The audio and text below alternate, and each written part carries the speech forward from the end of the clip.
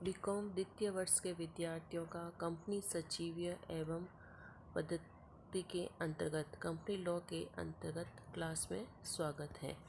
आज हम पढ़ेंगे कंपनी अधिनियम के अंतर्गत अधिकारों के बाहर का सिद्धांत।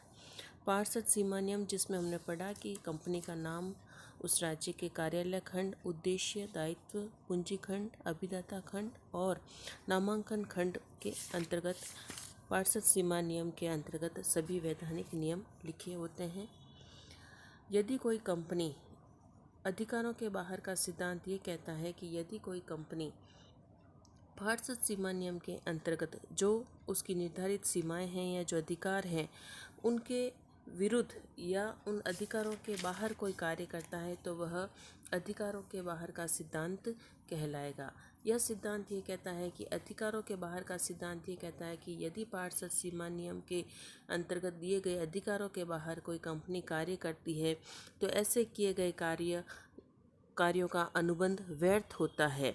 यदि सभी अंशधारी भी सर्वसम्मति से उसका पुष्टिकरण करना चाहें तो भी उसका पुष्टिकरण नहीं किया जा सकता है।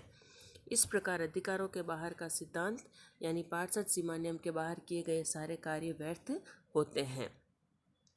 यदि कोई कंपनी अधिकारों के बाहर कार्य करती है तो वो कौन कौन से कार्य हैं? तो कंपनी द्वारा सामान्यतः निम्न कार्य को अधिकारों के बाहर कार्य माना गया है। पहला है, जब कोई कार्य कंपनी के उद्देश्यों के अंतर्गत न आता हो। यदि कोई कंपनी पार्षद सीमा नियम के अंतर्गत उद्देश्यों के बाहर कोई कार्य करती है तो वह अनधिकृत कार्य कहलाएगा और ऐसा किया गया अनुबंध व्यर्थ होता है। इस संबंध में Ashbury railway carriage and iron company limited बनाम रिक्के का मामला महत्वपूर्ण है। इस मामले के अनुसार कंपनी ने अपने पार्षद सीमा नियम के उद्देश्य वाक्य में लिखा था कि कंपनी का उद्देश्य रेल के डिब्बे तथा रेल की मशीनें बनाना, बेचना तथा किराए पर देना, मैकेनिकल इंजीनियर्स तथा जनरल कॉन्ट्रैक्टर्स का कार्य करना। इस कंपनी में रिक्के नाम के एक रेलवे ठेकेदार ने बेल्जियम में रेल की पटरी बिछाने के लिए धनराशि देने का अनुबंध किया। बाद में कंपनी ने इस अनुबंध के अंतर्गत रिक्के को धनराशि नहीं दी और कहा कि यह अधिकारों के बाहर का सिद्धांत है। रिक्के ने कंपनी पर अनुबंध भंग का वाद प्रस्तुत किया तथा न्यायालय से क्षतिपूर्ति प्राप्त करवाने की प्रार्थना की। रिक्के ने अपने विवाद में अपने तर्क दिया कि कंपनी के नाम के साथ जनरल कॉन्ट्रैक्टर शब्द से यह ज्ञात होता है कि कंपनी इस कार्य को करने के लिए अधिकृत है, किंतु न्यायालय ने जनरल कॉन्ट्रैक्टर शब्द का तात्पर्य उन अनुबंधों के लिए माना जो मैकेनिकल इंजीनियरिंग से संबंधित हो। अतः न्यायालय द्वारा इसे अनुबंधों को अधिकार के बाहर का कार्य माना गया और माननीय न्यायाधीश महोदय ने निर्णय दिया कि अधिकारों के बाहर किया गया अनुबंध व्यर्थ होता है, इसलिए यह अनुबंध व्यर्थ है। कभी कभी कंपनी अपने सीमा नियम के अधीन साझेदारी के कार्य का व्यवसाय करने का भी अनुबंध कर लेती है, जो कि व्यर्थ होता है। एक कंपनी यदि साझेदारी का व्यवसाय करना चाहती है तो उसे साझेदारी से संबंधित सारे नियमों का पालन करना होगा और अपने साझेदारी अधिनियम के अनुरूप ही प्रावधान करने होंगे। दूसरा है, जो कार्य उन कार्यों की श्रेणी में नहीं आते जो कंपनी के उद्देश्यों को प्रोत्साहित या सहायता प्रदान करने के लिए आवश्यक माने गए हैं।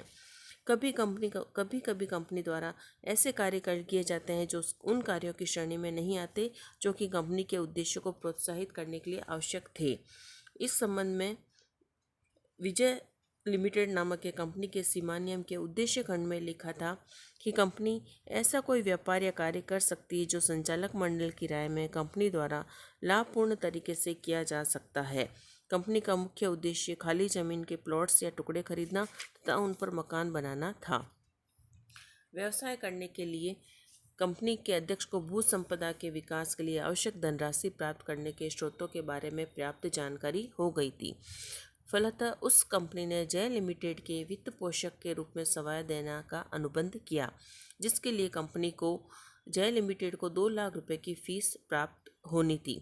जय लिमिटेड ने फीस के 2 लाख रुपए देने से यह इनकार कर दिया कि वित्त पोषण विजय लिमिटेड के सीमा नियम के बाहर का कार्य है।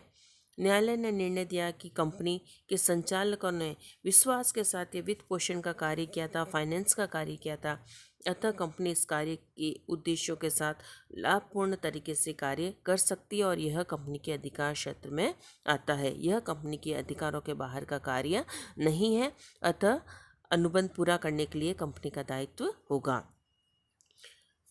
एक रेलवे कंपनी के पास कुछ नावें थी जिनका उपयोग वह अपने रेल यात्रियों को एक घाट से दूसरे घाट पहुंचाने के लिए करती थी। साथ ही खाली समय उन नावों का नौका विहार के लिए भी उपयोग किया जाता था, जिसका कंपनी के उद्देश्यों में उल्लेख नहीं था। लेकिन माननीय न्यायाधीश ने कहा कि खाली समय में नावों को नौका विहार के लिए उपयोग किया जाता है तो ये अधिकारों के बाहर कार्य नहीं है। तीसरा है, कंपनी के उद्देश्यों को पूरा करना असंभव हो जाने के उपरांत कोई कार्य करना है।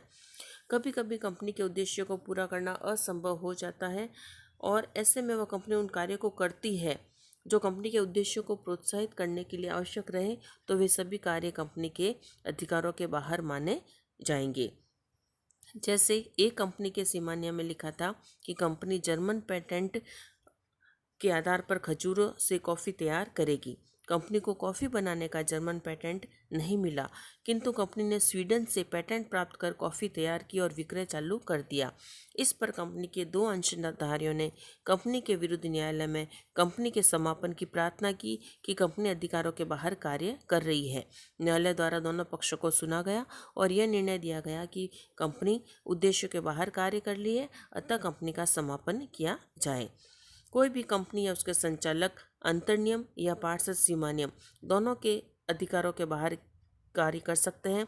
यदि अंतर्नियमों के बाहर कार्य करते हैं तो उनका पुष्टिकरण किया जा सकता है, किंतु यदि सीमा नियम के बाहर कार्य किए जाते हैं तो उन्हें पुष्टिकरण करके वैध नहीं बनाया जा सकता है, वो हमेशा व्यर्थ होते हैं। अधिकारों के बाहर किए जाने वाले कार्यों का प्रभाव।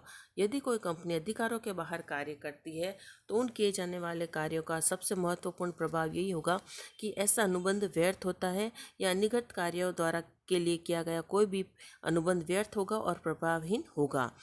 इस संबंध में उसे न्यायालय द्वारा प्रवर्तित नहीं करवाया जा सकता है। जैसे एक कंपनी ने अपने अधिकारों के बाहर जाकर चावल मिल खरीद कर चावल बेचना शुरू किया। एक जो उनके विक्रेता थे उन्होंने चावल खरीदा और उन्हें घटिया किस्म के कारण भारी हानि पर बेचना पड़ा। उन्होंने कंपनी के संचालकों के खिलाफ वाद दायर किया तो कंपनी के संचालकों ने उस चावल से हुई हानि की पूर्ति का उन्हें वचन दिया। न्यायालय द्वारा निर्णय दिया गया कि अधिकारों के बाहर चावल का व्यापार करना कार्य था, इसलिए कंपनी इस कार्य को करने के लिए उत्तरदायी नहीं है। इस प्रकार अधिकारों के बाहर किए गए कार्य हमेशा व्यर्थ होते हैं। अनुसमर्थन या पुष्टिकरण संभव नहीं। यदि कोई कंपनी अनधिकृत कार्य करती है, अधिकारों के बाहर कार्य करती है और फिर उसका पुष्टिकरण करना चाहती है तो भी उसका पुष्टिकरण या अनुसमर्थन नहीं किया जा सकता। तीसरा है निषेधाज्ञा जारी करना। यदि कोई कंपनी अपने अधिकारों के बाहर कार्य करती है तो उसका कोई भी सदस्य न्यायालय से प्रार्थना करके निषेधाज्ञा जारी करवा सकता है और निषेधाज्ञा स्टे लागू होने पर कंपनी द्वारा अधिकारों के बाहर किए गए कार्यों को रोकना पड़ता है। कंपनी का कोई दायित्व नहीं। सीमा नियम के बाहर किए गए कार्य तथा अनुबंध व्यर्थ होते हैं, अतः इन कार्यों के लिए अनुबंधों का कंपनी पर कोई प्रकार का दायित्व नहीं होता है। न तो कंपनी बाह्य पक्षकार पर वाद प्रस्तुत कर सकती है और न ही बाह्य पक्षकार कंपनी पर वाद प्रस्तुत कर सकते हैं। कंपनी के संचालकों के प्रति व्यक्तिगत दायित्व। जब कंपनी के संचालक कोई ऐसा कार्य करते हैं जो सीमा नियम के बाहर है तो संचालकों को व्यक्तिगत रूप से भी उत्तरदायी ठहराया जा सकता है। संचालकों द्वारा कंपनी के धन का दुरुपयोग करने पर कंपनी का कोई भी सदस्य उन पर वाद प्रस्तुत कर सकता है। संचालकों द्वारा आश्वासन भंग करने पर भी कंपनी का उनका व्यक्तिगत दायित्व होगा। चूंकि संचालक कंपनी के एजेंट माने जाते हैं, उन्हें उन्हीं कार्यों को करना चाहिए जिसके लिए उन्हें कंपनी द्वारा अधिकृत किया गया है।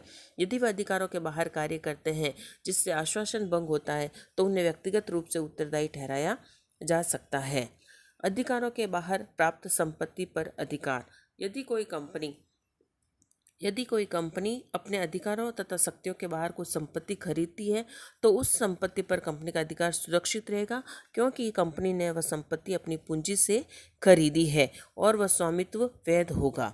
चाहे उस कंपनी को खरीदने का उसको शक्ति न भी हो, लेकिन वह उसके पैसों से खरीदी गई है तो वह वैध होगी।